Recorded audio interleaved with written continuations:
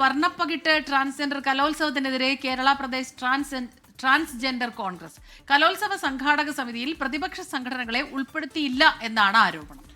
ഈ മാസം 21 മുതൽ 23 വരെ കോഴിക്കോടാണ് കലോത്സവം നടക്കുന്നത്. ആരോപണം അടിസ്ഥാനരഹിതമാണെന്നും എല്ലാവരെയും ഉൾക്കൊള്ളിച്ച് മുന്നോട്ടു പോകുമെന്നും സാമൂഹ്യനീതി വകുപ്പ് അസിസ്റ്റന്റ് ഡയറക്ടർ ഷീബ മുംതാസ് വ്യക്തമാക്കി.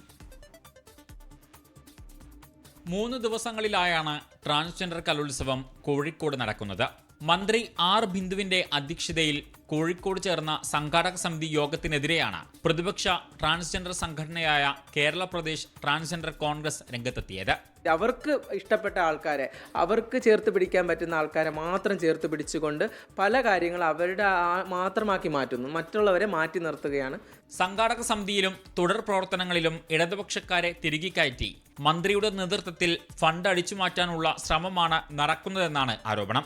വർഷാവർഷങ്ങളായി ട്രാൻസ്ജെൻഡർ മനുഷ്യർക്ക് വേണ്ടി നടത്തുന്നെന്ന് പറയുന്ന ട്രാൻസ്ജെൻഡർ കലോത്സവങ്ങളിൽ ഇടതുപക്ഷ അനുഭവമുള്ള ആളുകളെ മാത്രം പരിഗണിച്ച് അവർക്ക് മാത്രം ആനുകൂല്യങ്ങൾ കൊടുക്കുന്ന ഒരു ഇടതുപക്ഷ സർക്കാരാണ് നമുക്ക് കാണാൻ സാധിക്കുന്നത്. അതേസമയം ആരോപണം അടിസ്ഥാനരഹിതമാണെന്നും എല്ലാവരെയും ഉൾക്കൊള്ളിച്ച് മുന്നോട്ട് പോകുമെന്നും പരാതികളുണ്ടെങ്കിൽ അത് പരിഹരിച്ച് അവർക്കിഷ്ടമുള്ള കമ്മിറ്റികളിൽ ഉൾപ്പെടുത്താൻ വകുപ്പ് തയ്യാറാണെന്ന് സാമൂഹ്യനീതി വകുപ്പ് അസിസ്റ്റന്റ് ഡയറക്ടർ ഷീബ മുംതാസ് വ്യക്തമാക്കി. 24 കോഴിക്കോട്. ലോകത്തെവിടെയായാലും ഏത് സമയത്തും 24 വാർത്തകളും ഓഗ്മെന്റഡ് റിയാലിറ്റി പാക്കേജുകളും എക്സ്പ്ലെയിനറുകളും വിശദമായി കാണാൻ ഞങ്ങളുടെ യൂട്യൂബ് ചാനൽ നിങ്ങൾക്ക് സബ്സ്ക്രൈബ് ചെയ്യാം.